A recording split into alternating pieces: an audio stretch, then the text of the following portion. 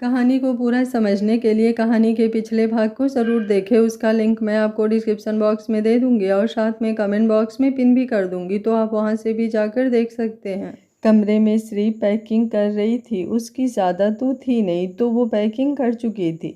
दिव्यम वहीं रूम में सोफे पर बैठकर लैपटॉप पर उंगलियां चला रहा था। ध्यान तो उसका श्री पर ही था, पर वो कुछ कह नहीं पा रहा था। श्री को एक दिन के लिए भी साथे देख दिव्यम को बेचैनी सी हो रही थी। उसका बस चलता तो वो उस एक दिन को कैलेंडर से ही मिटा देता, पर फिलहाल तो वो उसे घूरने से काम चला रहा था। सुनिए, श्री के एक बार बुलाने पर जब उसने जवाब नहीं दिया तो श्री ने दोबारा बुलाया। सुनिए, सुन क्यों नहीं रहे आप? अपने जैसा समझती हो मुझे? आगे बोलोगी या फिर सुनिए ही सुनाना है मुझे? दिव्यम जो पहले से तपा बैठा था तमतमाते हुए बोला। श्री ने गहरी सांस ली और बोलना शुरू किया।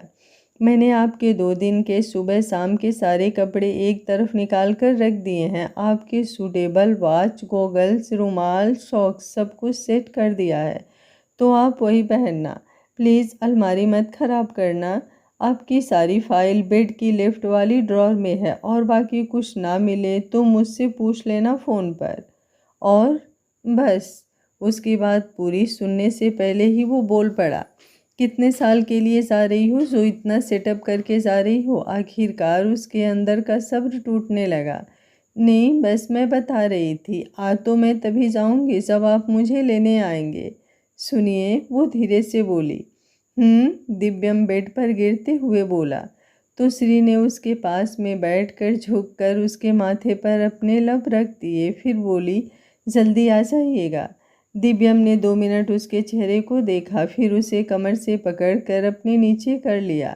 उसके चेहरे पर आए बालों को हटाते हुए उसके सुर्ख गुलाबी लबों को उंगलियों से छूने लगा। श्री की आंखें बंद हो गई। थोड़ी देर तक उसके प्यारे से चेहरे की हर बनावट को नज़र में उतार कर उसके लबों को लॉक कर दिया। श्री को जब उसके लबों की गर्मी का एहसास हुआ तो उसने अपने हाथों की उंगलियां उसके बालों में फंसा दी। दिव्यम अपनी सारी चिढ़, सारा गुस्सा उस किस पर निकालने लगा। खुद को पूरा श्री के ऊपर अच्छे से सेटल करने के बाद उसने श्री के गर्दन पर अपने लब रखे ही थे कि श्री भाभी, आपको सब नीचे बुला रहे हैं, कहते हुए पीहू ने धनधनाते हुए दरवाज़ा खोल दिया। उनको ऐसे देखकर वो तुरंत मुड़ते हुए बोली, ओह शिट, मैंने कुछ नहीं देखा, सॉरी भाई भाभी। दिव्यम श्री के ऊपर लेटे हुए ही किस ब्रेक करके बोला। दरवाज़ा नॉक करके आने के लिए होता है, पर तुमसे ये उम्मीद करना बेकार है। जैसे खड़ी हो वैसे ही सीधा दरवाज़ा बंद करके वापस जाओ। ओके भाई, पीहू भाग कर दरवाज़ा बंद करते हुए बोली। पीहू के जाने के बाद दिव्यम फिर से श्री के ऊपर झुकने लगा।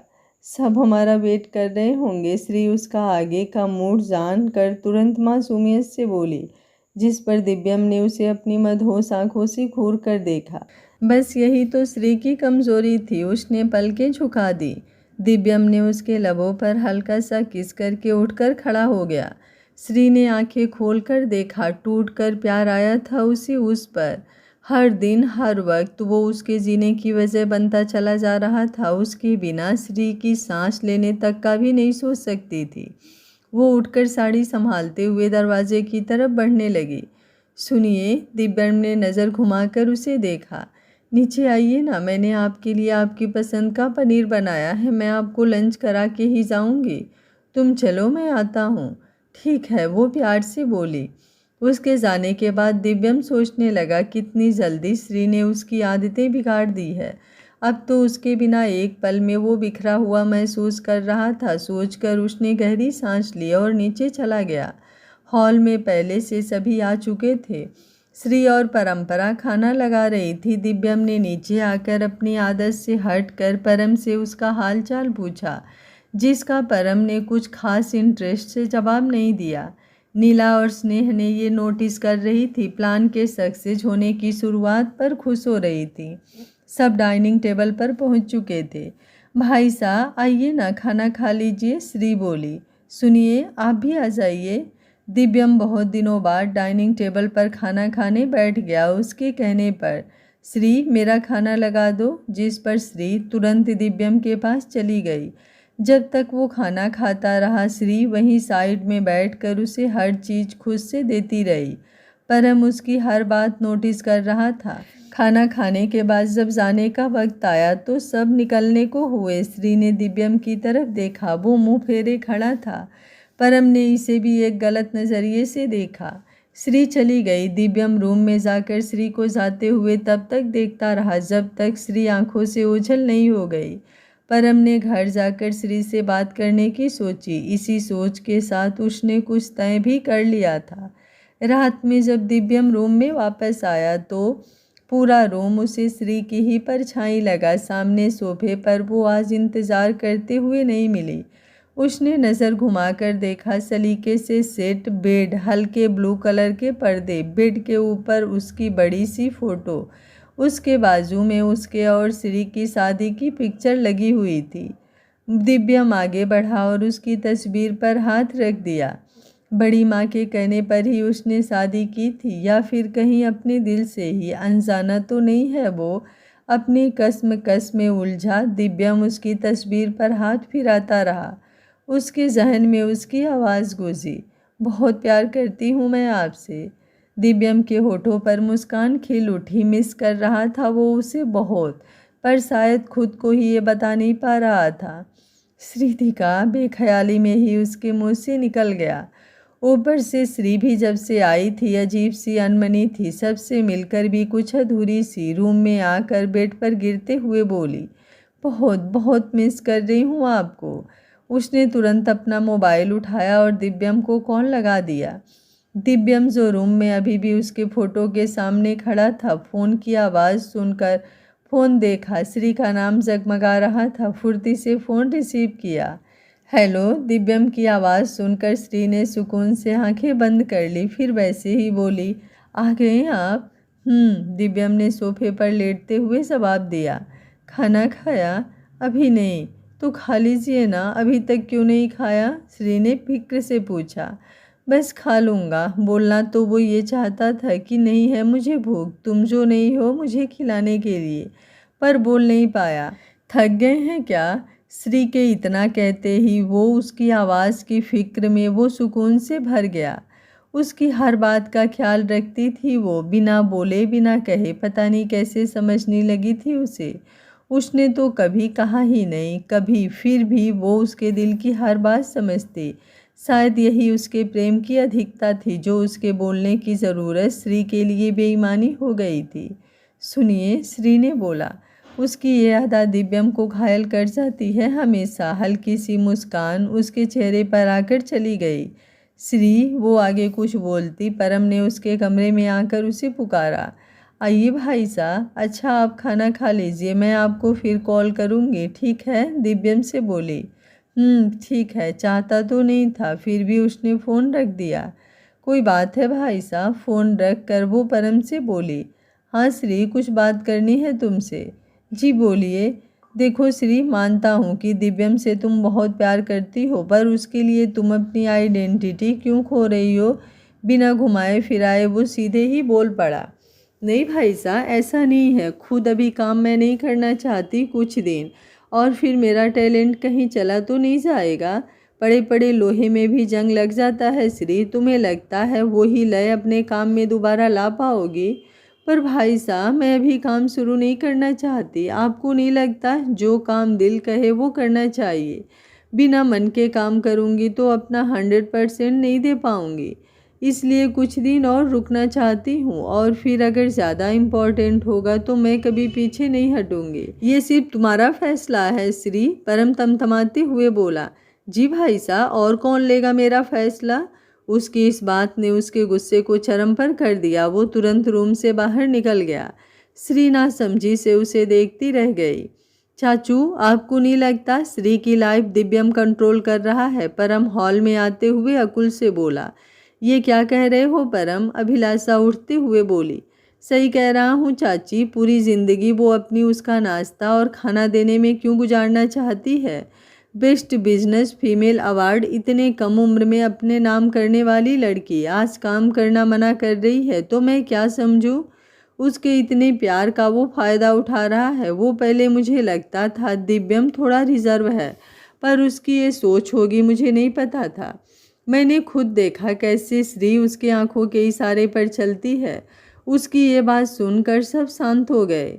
मतलब यही था कि उसकी कही हुई बात पर कहीं ना कहीं सब सहमत हैं। उठने वाले तूफान की ये पहली झलक थी और इसका खामियाजा इन सब को श्री नाम के बवंडर से चुकाना होगा, और किस हद तक चुकाना होगा इसका इन्हें पता भी नहीं था। आज सुबह ही दिव्यम बहुत जल्दी उठ गया। उठ क्या गया, वो सोया ही कब था। सुबह सुबह उसे श्री के उठाने की आदत की कमी खली तो सही, पर फिर भी वो आज खुश था। वो बिल्कुल रेडी होकर सीढ़ियों से नीचे उतरा तो निर्मला जी ने हाथों से उसकी नज़र उतार ली। लल्ला, आज इतनी जल्दी? हाँ बड़ी माँ, वो आज सारे काम निपटा लेता हूँ, फिर मुझे श्री को। अपनी बात का अंदाज़ा होते ही बात बदलते हुए वो बोला, शाम को जाना है ना, नहीं तो आप कहेंगे कि आपकी बहू का मैं ध्यान भी नहीं रखता। उसकी अधीरता को भांपते हुए निर्मला जी मुस्कुराई। नहीं लल्ला, मैं नहीं कहूँगी, ये बात बोलूँगी तुझे तो दिल मेरी श्री का दुखेगा। पहले आप ये लल्ला कहना बंद कीजिए, फिर मेरी तो कोई परवाह आपको है ही नहीं, हर समय बहू का ही सोचती हैं। जा रहा हूँ मैं। अरे लल्ला, नाश्ता कर ले, वो आप अपनी बहू को ही करवाना। जाते हुए वो बोला। दिव्यम के जाने के बाद निर्मला जी सोचने लगी, कैसे ना याद करूँ उसकी। लल्ला, तू नहीं जानता लल्ला, तू क्या है उसके लिए। मैंने खुद देखा है उसे तेरे लिए सबसे लड़ते हुए। डरता है दिल कभी तुझे कोई खरोश ना आए, वरना श्री क्या करेगी, ये सोच कर ही उनकी रूह कांप गई। सुबह से श्री परेशान हो रही थी। दिव्यम का फ़ोन ट्राई करते हुए फ़ोन लग ही नहीं रहा था। जरूर चार्जर इधर उधर फेंक दिया होगा, तभी फ़ोन चार्ज ही नहीं हुआ होगा। वो खुद में बड़बड़ाई। भावना और अभिलाषा जो कब से उसे नोटिस कर रही थी, उन्हें परम की बात में आकर उसकी परवाह, उसका प्यार दिव्यम की बनाई हुई गुलामी लग रही थी। होता है अक्सर, हम सही गलत अपने तरीके से ही देखते हैं। अगर कुछ कितना ही सही क्यों ना हो, हम उसे किसी न किसी बहाने गलत साबित कर ही देंगे। श्री, बेटा क्या खाओगी? मैं कुछ तेरी पसंद का बना दूँ? बहुत देर बाद उसे देखकर अभिलाषा जी बोली, जिस पर श्री सोफे पर बैठकर उनसे लिपट गई। मैंने आपके हाथ की गोभी की सब्जी और पूड़ी बहुत मिस की माँ, वही बना दीजिए। और ताई जी, आप वो गट्टे की सब्जी मुझे बहुत पसंद है और आप जैसा कोई बना भी नहीं सकता। और मेरे लिए भरवा भिंडी। परंपरा पीछे से भावना के गले में हाथ डालकर बोली, ओ दी जलन, आपको तो जीजू 3 दिन बाद लेने आने वाले हैं, फिर भी मेरे प्यार पर हाथ साफ कर रही हो। हाँ तो तेरा पति तुझे रुकने नहीं देता। मैं मेरे पति को साफ बोल कर आई हूँ, देखो घर जा रही हूँ तो 2-3 दिन तो रुकूंगी ही। डर गए तेरे जीजू? इतना कहकर दोनों जोर से हंसने लगी। परंपरा के इस मजाक को भी अभिलाषा ने एक अलग ही अंदाज में ले लिया और भावना की तरफ टेंशन से देखा। उनकी सोच में खलल श्री की आवाज़ ने डाला, जो बोल रही थी, माँ प्लीज़ पनीर भी बनवा लेना, वो आ रहे हैं शाम को, उन्हें बहुत पसंद है।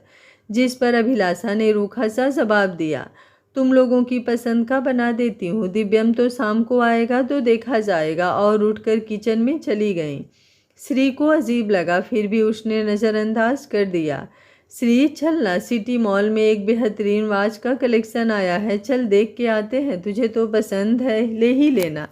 मैं भी वेस्टर्न ड्रेसेस के लिए 1-2 लेना चाहती हूँ। और फिर मैंने देखा दिव्यम को भी वॉच बहुत पसंद है, उसके लिए भी ले लेना। श्री को परंपरा की बात जच गई। ठीक है दी, पर शाम तक आ जाएंगे ना? अरे हाँ श्री, और दिव्यम आ भी जाएगा तो रुकेगा ही, पर फिर भी तू टेंशन ना ले, हम आ जाएंगे। ठीक है दी, मैं पर्स लेकर आती हूँ। जाते टाइम दिव्यम को फ़ोन करके पूछ चुकी थी कि कितने टाइम तक आ जाएंगे। उसकी फ़्लाइट 2 बजे की थी, आते आते 8 तो बज ही जाएगा। श्री आश्वस्त हो गई। दिव्यम का काम टाइम से ख़त्म हो गया, वो सीधा वहीं से एयरपोर्ट निकल गया। श्री और परंपरा की शॉपिंग शुरू हुई तो सीधा 3 घंटे बाद ख़त्म हुई। चलो दी, घर चलते हैं। ओके चल, अब कुछ खा लेते हैं। वो जा ही रहे थे कि श्री का फ़ोन बजा। ऑफिस से फ़ोन था, उनके पुराने मैनेजर शर्मा जी का फ़ोन था। Hello mister Sharma. श्रीधिका, तुम यहीं हो? परम ने बताया। जी अंकल, बताइए। अगर बेटा फ्री हो तो 1 घंटे के लिए ऑफिस आ जाओ। तुम्हें याद है BR कंपनी, उसकी सारी मीटिंग तुमने हैंडल की थी। उसका कॉन्ट्रैक्ट ख़त्म हो रहा है, जिसे वो फिर से रीऑन करवाना चाहते हैं। वैसे तो वीडियो कॉल पर मैं मीटिंग हो जाती है, पर आप यहीं हो तो आ जाएंगी आप बेटा। एक बार घड़ी की तरफ देख उसने कहा। ठीक है अंकल, सब रेडी करिए, मैं आती हूँ। क्या हुआ श्री? कुछ नहीं दी, मुझे ऑफिस जाना होगा थोड़ी देर के लिए। आप घर चले जाइए। और दी, मैं टाइम से आ ही जाऊंगी, बस बाई चांस अगर वो आ जाएं तो आप। तू जा श्री, मैं पूरा ध्यान रखूंगी उसका। थैंक यू दी। शाम का 7 बज चुका था। शेखावत परिवार का हर सदस्य घर पहुंच चुका था सिवाय श्री को छोड़कर कि तभी डोरबेल बजी। परंपरा ने दरवाज़ा खोला। दिव्यम सामने था। उसने झुककर उसके पैर छुए। आ गए देवर जी, आइए अंदर आइए। हॉल में आते ही उसने दिग्विजय जी के पैर छुए। उन्होंने कहा खुश रहिए। बाकी सब उससे कुछ खास इंटरेस्ट से नहीं मिले, पर उसे ज़्यादा अटेंशन की आदत पहले से ही नहीं थी, तो उसे ज़्यादा फर्क नहीं पड़ा। उसकी नज़र तो श्री को ढूंढ रही थी। अरे देवर जी, कुछ खा पी लीजिए, श्री आती ही होगी, कुछ ज़रूरी काम से ऑफिस जाना पड़ा उसे। दिव्यम परंपरा के कहने पर सोफे पर बैठ गया। कोई प्रॉब्लम तो नहीं दिव्यम? परम ने बात का रुख मोड़ते हुए कहा, जिस पर दिव्यम ने असमंजस से जवाब देते हुए कहा, किस बात की प्रॉब्लम? यही कि तुम आए और वो यहाँ नहीं है। घर पर तो तुम उसे कहीं जाने नहीं देते। कुछ हद तक दिव्यम को बात खटकी, पर वो श्री की वजह से चुप रहा। दिव्यम ने कंट्रोल करके कहा, नहीं, इसमें प्रॉब्लम वाली क्या बात है? पता है, पहले मुझे लगता था कैसे होते होंगे लोगों के दो चेहरे, पर अब धीरे धीरे मैं भी जानने लगा हूँ, परम ने कटाक्ष से कहा। तब तक परंपरा को कुछ ठीक नहीं लगा। अभिलाषा और भावना भी चुप ही बैठी थी। उनकी ऐसी प्रतिक्रिया देख उसे कुछ अच्छा नहीं लगा। उसने अखिल की तरफ इशारा किया, जिस पर उन्होंने उठकर परम को इशारा किया। वो शांत होकर बैठ गया, पर यह शांति ज़्यादा देर की नहीं रही। जब दिव्यन ने बोला, भाभी श्री का फ़ोन नहीं लग रहा, आप उसके ऑफिस फ़ोन करके बता दीजिए, मुझे कल सुबह 4 बजे ही निकलना होगा। एक्चुअली मेरी एक मीटिंग है। श्री कहीं नहीं जाएगी? दिव्यम ने गहरी सांस लेकर कहा। ये तुमसे श्री ने कहा? अगर कहा हो तो कोई प्रॉब्लम नहीं है, मैं दोबारा उसे लेने आ जाऊंगा। जिस पर अभिलाषा जी बोली, ताकि वो तुरंत ये बात जानकर तुम्हारे साथ चलने के लिए तैयार हो जाए। देखिए, आपको नहीं लगता ये बातें मेरी और मेरी पत्नी की पर्सनल बातें हैं, जिन पर आप सब दखल दे रहे हैं? धीरे धीरे दिव्यम का सब्र छूट रहा था। तुम्हारी बीवी बनने से पहले वो मेरी बहन है। परम थोड़ा तेज से बोला। तो भाई का फर्ज अदा करो, बीवी है वो मेरी, उस नाते मेरा जो भी उसमें मुझे किसी की दखल की ज़रूरत नहीं। दिव्यम लाल आंखों से देखते हुए इतने गुस्से में बोला, जिससे वहाँ खड़ा हर शख्स सहम गया। भाभी, वो चिल्लाकर बोला। हाँ, परंपरा आगे आते हुए बोली, अभी के अभी श्री को बुलवाइए और कहिए मैं उसे लेकर जाना चाहता हूँ। दिव्यम का गुस्सा अब हर हद तोड़ चुका था। अगर ऐसी बात है दिव्यम, तो सुनो, इस तरीके से बात बिगाड़ी नहीं जाती, हर बात का एक तरीका होता है। अकुल आगे आकर बोले, बैठो, हम श्री को बुलाते हैं। नहीं, मुझे अब नहीं रुकना, मैं श्री को लेने आया था, उसे लेकर वापस अभी इसी वक्त जाऊंगा, ताकि फिर उसकी ज़िंदगी के सारे फैसले अपने हिसाब से ले सको। परम फिर से बोला, मेरी बीवी है वो, उसके सारे फैसले, उसकी सोच, उसका वजूद, उसकी खुशी, उसका दुख, उसका आज, उसका कल सिर्फ दिव्यम राणावत का है, समझे तुम? वो वही करेगी जो मैं चाहूँगा। तुम्हारी इसलिए सुन रहा हूँ क्योंकि तुम उसके भाई हो, वरना एक मिनट भी मुझे किसी का मेरी पर्सनल लाइफ में इंटरफेयर पसंद नहीं, समझे तुम? इस बार दिव्यम तमतमाते हुए बोला। इस बात पर परम तिलमिला गया। तुमने अपने मोह में उसे फंसा लिया है। एक इतनी इम्पोर्टेंट लड़की को तुमने उसके वजूद से अलग कर दिया। बर्बाद होने को भी तैयार है वो तुम्हारे लिए। अपनी जुद गुस्से में तुमने उसे बिल्कुल झुका दिया है। सही कहते हैं तुम्हारे बाबा साहब, तुम वो हो जिसने गुस्से और जिद में अपने माँ बाप तक को नहीं देखा। तुम्हारे मोह में मौत के मुंह में चले गए। वैसे ही तुम भी श्री को बनाना चाहते हो, ताकि एक दिन वो भी तुम्हारे लिए पागल होकर छोड़ दे अपनी ज़िंदगी। बस वो बात पूरी कर पाता उससे पहले ही दिव्यम की गुस्से से आवाज़ आई। परम सन्न रह गया। ये उसने क्या बोल दिया था? पर अब तीर कमान से निकल चुका था। सही कहते हैं लोग, गुस्से में और गलतफहमी में इंसान अपना विवेक खो देता है। वही परम के साथ हुआ। उसने सामने देखा दिव्यम की लाल आंखें, बंधी हुई मुट्ठियां, कांपता हुआ गुस्से से उसका बदन और उसके दिमाग में गूंजती हुई परम की ये बात। 1 मिनट वो वहां नहीं रुका, तुरंत घर से बाहर निकल गया। ऐसे ही, देवर जी, दिव्यम। परंपरा उसके पीछे उसे रोकने के लिए भागी तो उसने हाथ दिखाकर उसे रोक दिया। रात का 9 बज चुका था। हल्की बूंदों ने मौसम को नम कर दिया था। श्री भागती हुई घर में एंटर हुई। उसने अंदर आके देखा, अनकहा खौफ पसरा हुआ था। उसने तुरंत सवाल किया, दी, वो नहीं आए क्या? परंपरा उसके पास आई और बोली, आया था तुझे अपने साथ लेने, लेकर क्या गया अपने साथ? बेइज्जती, तकलीफ? क्या कहना चाहती हैं आप दी? आप साफ साफ बताइए ना। परंपरा जैसे जैसे उसे बताती गई, श्री के ऊपर एक गाज सी गिरती चली गई। ये आंसू उसकी आंखों से निकल कर गालों पर आ गया। परम उसको ऐसे देख आगे बढ़ा और बोला, श्री, मैं ये नहीं बोलना चाहता था, पता नहीं कैसे। श्री ने उसे वहीं हाथ दिखाकर रोक दिया। फिर परंपरा से पूछा, दी, कहाँ गए हैं वो? पता नहीं श्री, ऐसे ही निकल गया, बहुत गुस्से में था वो। श्री ने बस इतना ही सुना और भागकर घर से बाहर निकल गई। उसके पीछे अखिल, अकुल और परम भी भागे। तेज होती हुई बारिश में सुनसान सड़क के किनारे दिव्यम एक बेंच पर बैठा किसी और ही दुनिया में था कि तभी किसी ने उसके कंधे पर हाथ रखा। उसने मुड़कर देखा, एक आदमी जिसके नाक, मुंह और पेट से खून निकल रहा था। कपड़ों से वो एक पुलिस वाला लग रहा था। टूटे हुए शब्दों में बोला, प्लीज़ मेरी मदद करो, कुछ लोग मेरे पीछे पड़े हैं। दिव्यम ने फुर्ती से उसे संभाला। तब तक कुछ लोग जो उसके पीछे थे आकर उसे जैसे ही पकड़ने को हुए, दिव्यम ने कसकर एक मुक्का एक आदमी के मुंह पर मार दिया। अपने पीछे उस घायल आदमी को करके अपना मोबाइल उसे देते हुए जल्दी से बोला, कॉल करके मदद के लिए किसी को बुलाओ, और खुद उन गुंडों से भिड़ गया। कुछ उसके गुस्से का असर और कुछ उसकी स्किल्स का। सामने 10 लोग होते हुए भी वो सब पर भारी पड़ रहा था। उस पुलिस वाले ने जल्दी से संभलते हुए पुलिस स्टेशन कॉल किया और खुद भी जितना हो सकता था उसकी मदद करने की कोशिश करने लगा। काली अंधेरी रात आज कुछ कठिन समय लेकर ही आई थी। एक एक कर जब सभी लोग उससे पिटकर गिरने लगे, तब उसमें से एक ने दूसरे आदमी को इशारा किया। दिव्यम, जो कब से एक आदमी को पंच मारने आगे बढ़ा ही था कि उसे अपने गले पर एक तेज दर्द का एहसास हुआ। बॉडी एकदम शिथिल पड़ने लगी। उसने मुड़कर देखा, एक आदमी ने उसके गले पर इंजेक्शन से कोई दवाई इंजेक्ट कर दी थी। अपनी सारी ताकत बटोर कर उसने गुस्से में उसे देखा। वो आदमी कांप गया। दिव्यम ने कसकर एक लात उसके सीने पर जमा दी। वो सामने पेड़ से टकरा गया और गिर गया। वो जैसे ही लड़खड़ाया, दूसरा आदमी पीछे से उस पर वार करने को हुआ। तभी उसके सर पर पीछे से उसी घायल पुलिस वाले ने एक लकड़ी के लट्ठे से वार किया तो वो वहीं ढेर हो गया। उसने दिव्यम को पकड़कर संभालने की कोशिश की, पर खुद घायल होने की वजह से वो वहीं रोड पर लेकर बैठ गया। दूर दूर तक कोई इंसान दिखाई नहीं दे रहा था। पुलिस स्टेशन एरिया से काफ़ी दूर था और तेज बारिश के कारण अभी कोई मदद आ भी नहीं पाई थी।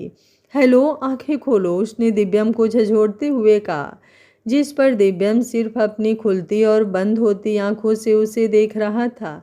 उसने उसका मोबाइल जो दिव्यम ने उसे दिया था निकाला। कॉल लिस्ट में पहला नाम श्री का था। उसने फ़ोन लगाया।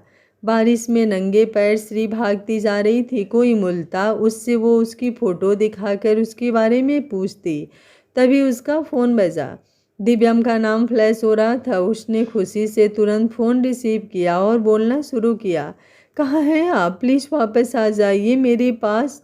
वो आगे कुछ बोलती तभी आवाज़ आई, हेलो मैडम। बस श्री ने आगे जो कुछ सुना वो अकल्पनीय था।